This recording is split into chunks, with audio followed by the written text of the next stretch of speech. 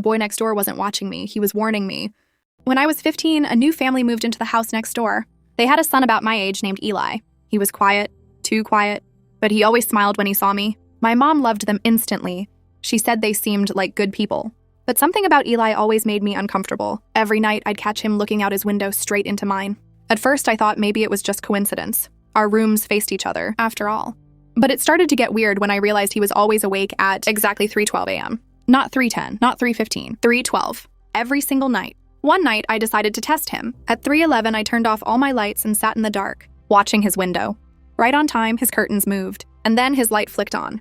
He stood there, just staring, not moving, not blinking, and I swear I saw something written on his window in red marker. It looked like my name.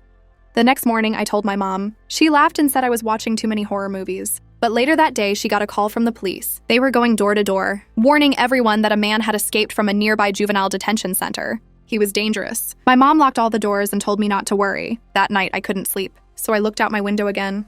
Eli's light was on. He wasn't there, but his window was wide open. And then I heard a knock. Not on the front door, on my window. I froze, slowly turned my head, and saw Eli's face, pale, shaking, terrified. He whispered, "He's inside your house." Before I could even react, my mom screamed from downstairs. I ran to her room. The door was open, the window shattered.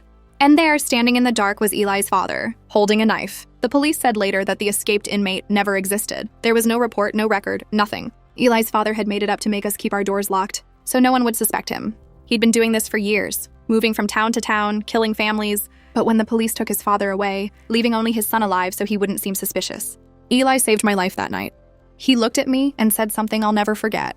Now that he's gone, who do you think taught me everything he knew?